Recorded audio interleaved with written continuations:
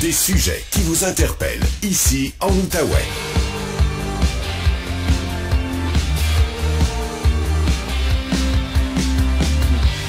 Voici Mathieu Loca. C'est l'heure de retrouver Patrick Filion. Il est professeur au Cégep de l'Outaouais et également microbiologiste. Bon début de semaine, Patrick. Salut Mathieu. On est en zone orange, une couleur qu'on n'avait pas vue depuis un petit bout de temps déjà. C'est bon pour le moral, ça. C'est très bon pour le moral. Je pense que on l'attendait. Les restaurateurs l'attendaient. Plein de gens l'attendaient.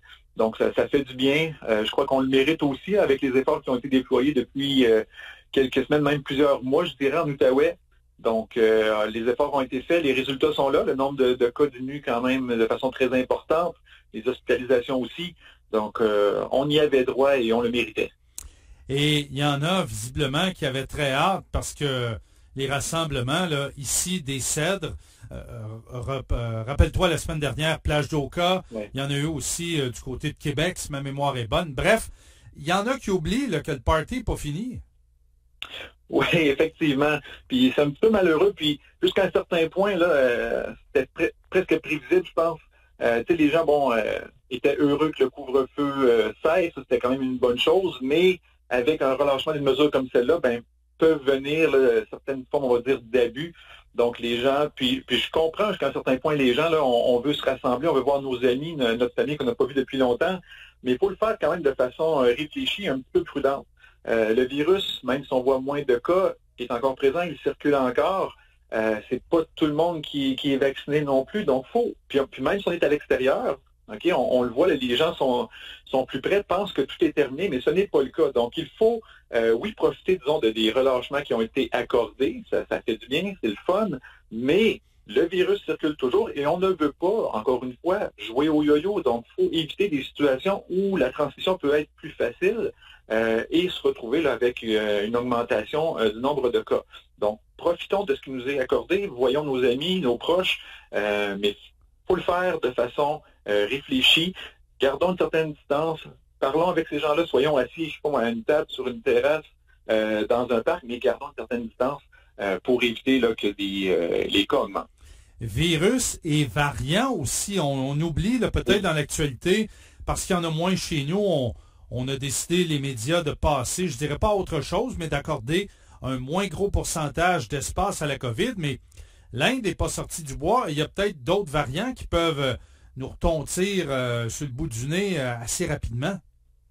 Oui, puis là, on parle du variant indien, mais ça fait plusieurs fois que je le mentionne, puis je vais me répéter.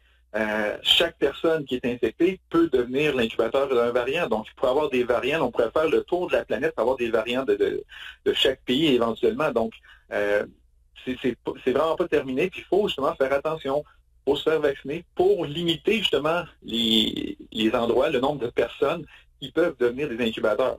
Donc, il faut vraiment faire attention à ça. Là, on parle d'une éventuelle peut-être ouverture des frontières dans quelques semaines, quelques mois. Si les déplacements reprennent, le virus va se déplacer avec nous aussi. Donc, il faut faire vraiment attention à ça.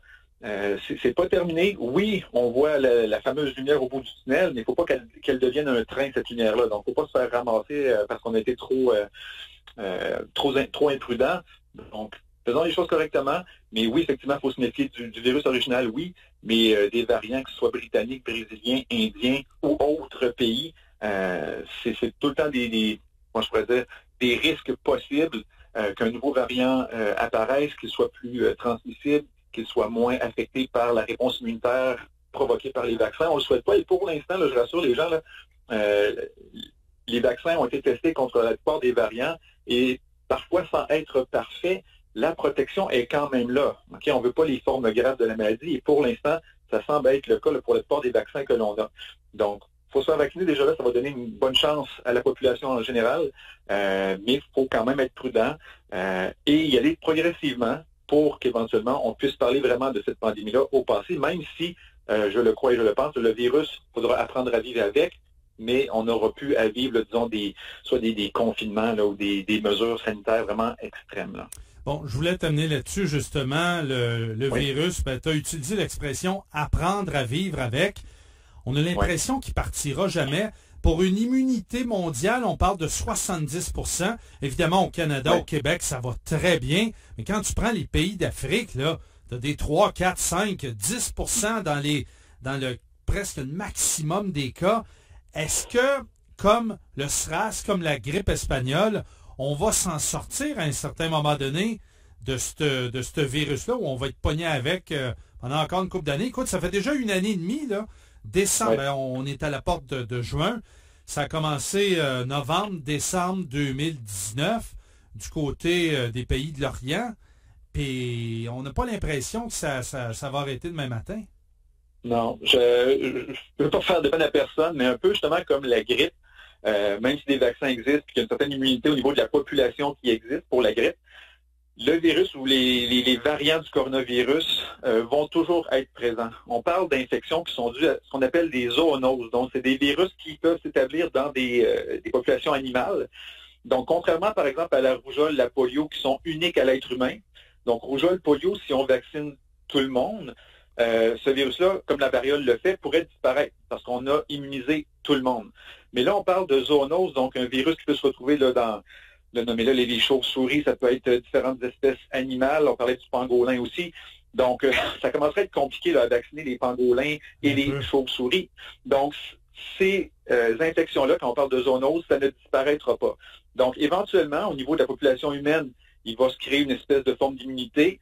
Il va toujours avoir des gens qui vont être malades. Malheureusement, d'année en année, il va toujours avoir des gens qui vont mourir, mais ça va devenir un peu comme... je ne veux pas banaliser la chose, mais un peu comme la grippe, comme la gastro, comme d'autres infections de type, par exemple, je ne sais pas moi, la maladie de Lyme qu'on voit de plus en plus. Oui. Donc, ce sont des maladies avec lesquelles on va devoir cohabiter, mais on n'en parlera pas tous les jours. Moi, je ne serai pas dans le toutes les semaines pendant 10 ans sur la COVID, c'est certain, mais d'année en année, il va y avoir quelques milliers de personnes, puis je ne veux pas encore une fois banaliser, dire comme si c'était rien des milliers de personnes qui meurent, mais chaque année, la grippe, c'était au Canada, là, entre 3 et 5 000 personnes qui mouraient. Puis c'était un petit peu cyclique, là, c'était pendant le temps, pendant l'hiver.